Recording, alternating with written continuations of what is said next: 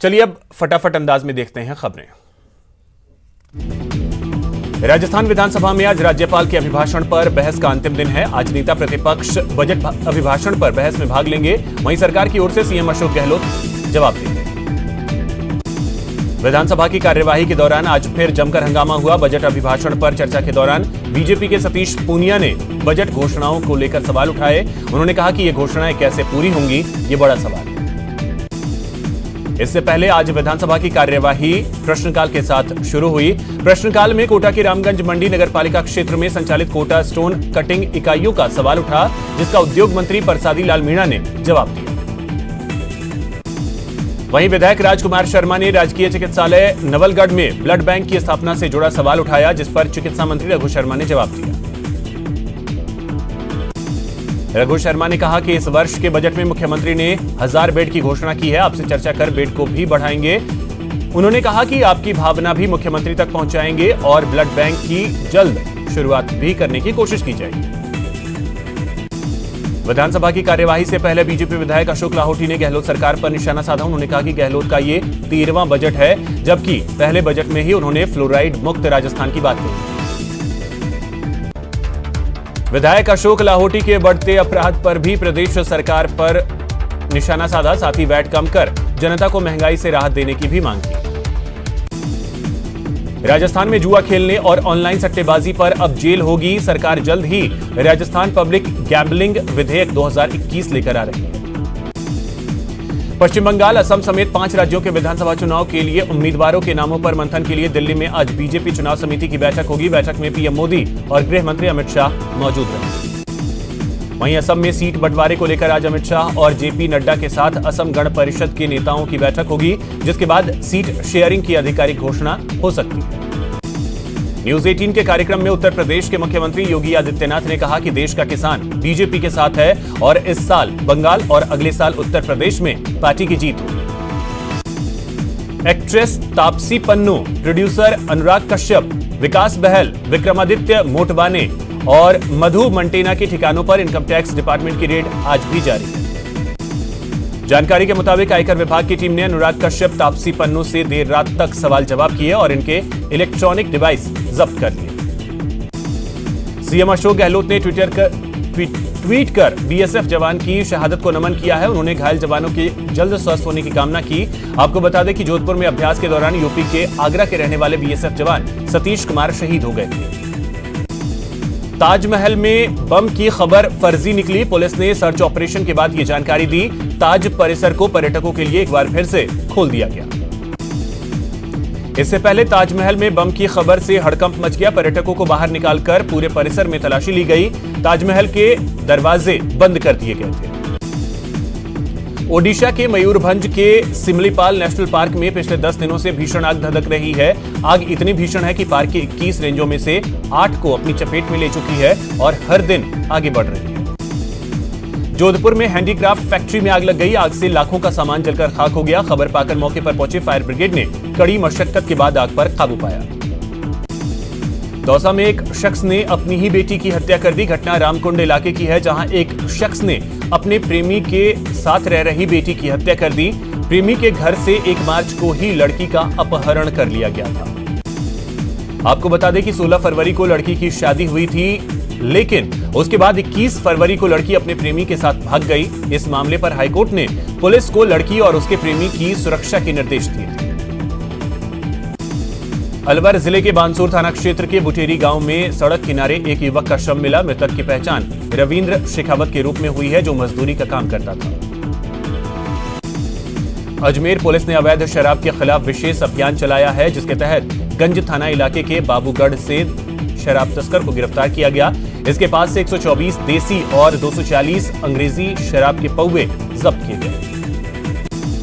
श्रीगंगानगर के श्री विजयनगर कस्बे के परशुराम चौक पर 2 गुटों में जमकर लात घूंसे चले। दोनों गुटों के बीच हुई मारपीट का वीडियो सोशल मीडिया पर वायरल हो रहा है।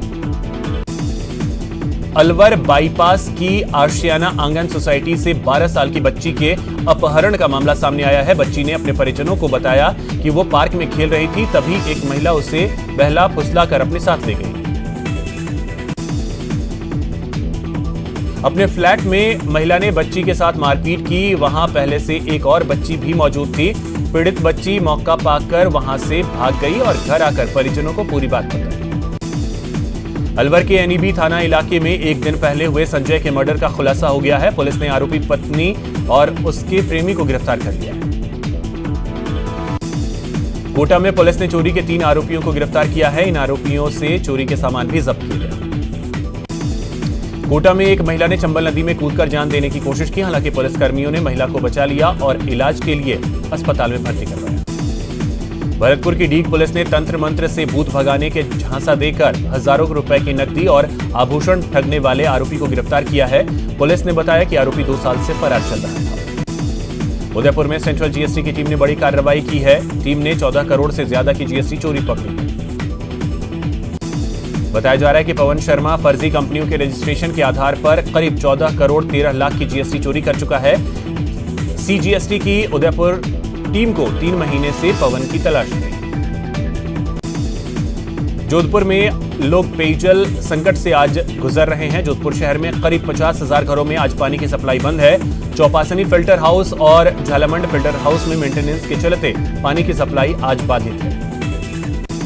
बूंदी के केशवराय पाटन में चोर और जेब कतरे वारदात को अंजाम देकर चले जाते हैं और किसी को खबर नहीं लगती, लेकिन सीसीटीवी में ये वारदातें कैद हो जाती हैं। ऐसे में पीड़ित लोग पुलिस स्टेशन पहुंचे, लेकिन पुलिस ने उन्हें ई मित्र केंद्रों पर जाकर रिपोर्ट दर्ज करवाने की बात कही, जिससे स्थानीय लोग और व्यापारी गुस्से में आ गए। उन्होंने पुलिस पर लापरवाही का आरोप लगाया। उदयपुर के गोगुंदा में पुलिस ने 207 किलो अवैध डोडा चूरा जब्त कर एक आरोपी को गिरफ्तार किया है। इस दौरान दूसरा आरोपी मौके से फरार हो गया। अलवर पुलिस ने 4 साल से फरार चल रहे स्थायी वारंटी को गिरफ्तार किया है। आरोपी देवेंद्र नकबजनी के केस में फरार चल रहा था। अजमेर में पुलिस ने मादक पदार्थ की तस्करी में फरार चल रहे आरोपी को गिरफ्तार करने में सफलता हासिल की है। पुलिस के मुताबिक पिछले दिनों अराई में डोडा चूरा बरामद किया गया था, जिसमें आरोपी सुरेश जाट फरार हो गया था। बूंदी के करवर कस्बे के पास खेत में बनी झोपड़ी में आग लग गई। इस हादसे में राम रतन धाकड़ नाम के शख्स की मौत हो गई।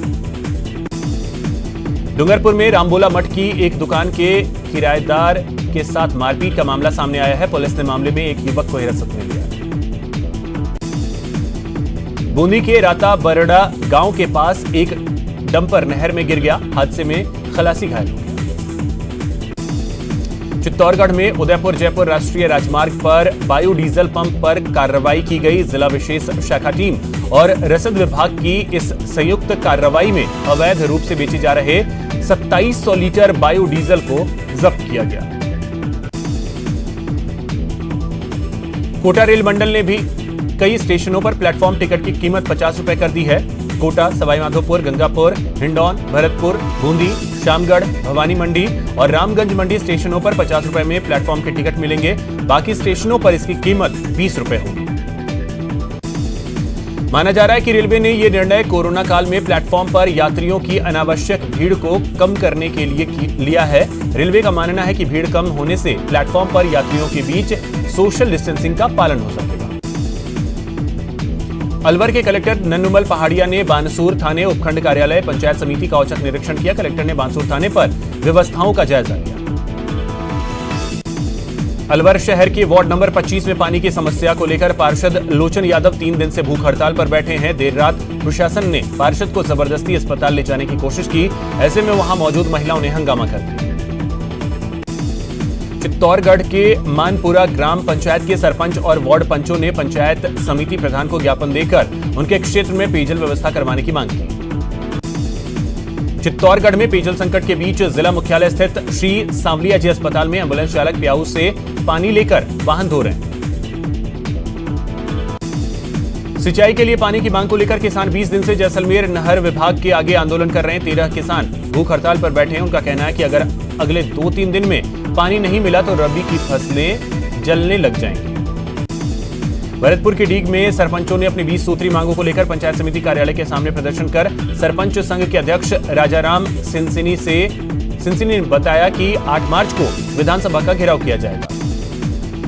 जोधपुर में ट्रैफिक पर बढ़ते दबाव को देखते हुए आज लंदन और रोम की तर्ज पर लूप सिस्टम लागू किया गया है, जो सुबह 9 बजे से रात के 9 बजे तक लागू रहेगा। अजमेर में राजस्थान लोक सेवा आयोग के बाहर पिछले 10 दिनों से अभ्यर्थी स्कूल व्याख्याता भर्ती 2018 में नियुक्ति देने की मांग को लेकर धरने पर हैं। उन्होंने पुलिस पर जबरन उन्हें परेशान करने का आरोप लगाया। अजमेर आईजी एस सेंगथेर ने टोंक के मालपुरा में थानाधिकारियों के साथ बैठक की।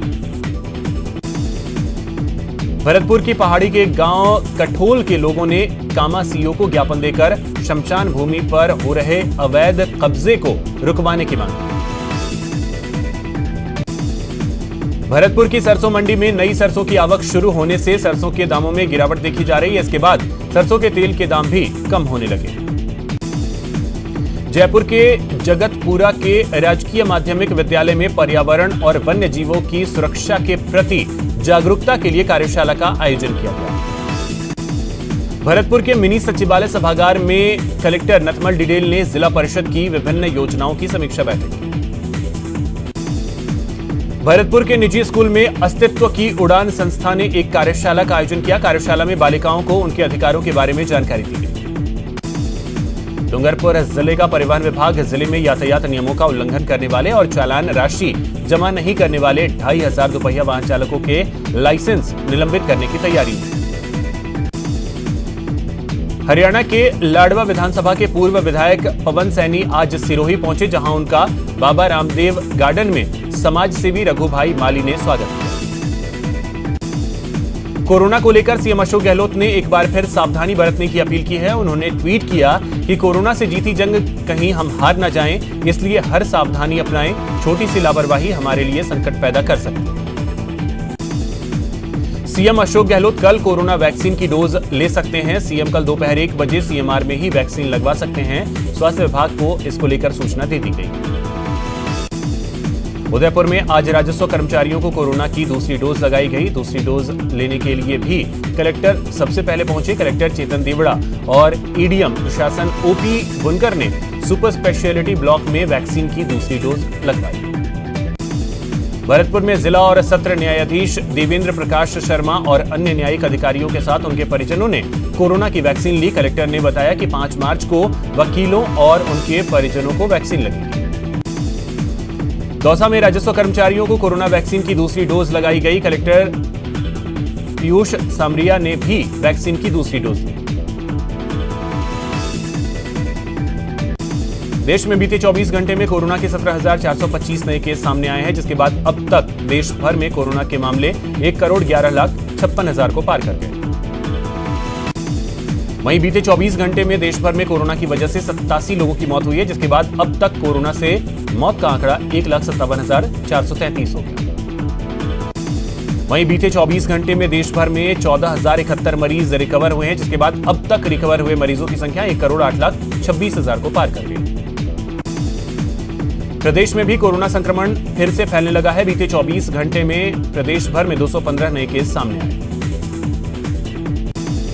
भरतपुर में विद्यालयों में जिस तरह से दोबारा रौनक लौटी है, तो वहीं कोरोना का खतरा अभी टला नहीं है, क्योंकि बच्चे बिना मास्क और सोशल डिस्टेंसिंग के विद्यालयों में पालना करते नहीं देखे जा रहे।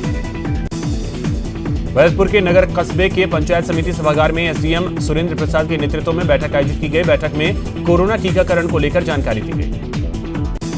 कोरोना से बचाव और स्वच्छता अभियान को लेकर आज भरतपुर के नगर निगम परिसर से साइकिल रैली निकाली गई। भरतपुर के सिंघाड़ा गांव में श्री सीताराम जी के मंदिर पर साप्ताहिक श्रीमद् भागवत कथा का शुभारंभ हुआ। कथा आरंभ होने से पहले भव्य कलश यात्रा निकाली गई। अंडर 23 महिला चैलेंजर ट्रॉफी क्रिकेट टूर्नामेंट आयोजित होने वाला है। इसमें प्रदेश की टीम भी हिस्सा लेगी। इन खिलाड़ियों से आरसीए अध्यक्ष वैभव गहलोत ने मुलाकात की और उन्हें सम्मानित किया। अहमदाबाद में खेले जा रहे चौथे और आखिरी टेस्ट मैच में इंग्लैंड की टीम लड़खड़ाती नजर आ रही है। टॉस जीतकर पहले बैटिंग करते हुए इंग्लैंड ने ताजा समाचार मिलने तक 7 विकेट के नुकसान पर 170 रन बना लिए। वेस्टइंडीज ने श्रीलंका के खिलाफ खेले गए T20 मुकाबले को 4 विकेट से जीत लिया। यह मैच काफी रोमांचक रहा। वेस्टइंडीज के कप्तान केरन पोलार्ड ने लगातार 6 छक्के लगाकर मैच पलट दिया। वे इंटरनेशनल T20 में युवराज सिंह के बाद लगातार 1 ओवर में लगातार 6 छक्के लगाने वाले दूसरे बैट्समैन बन गए। यहां रुकेंगे एक छोटे से ब्रेक के लिए।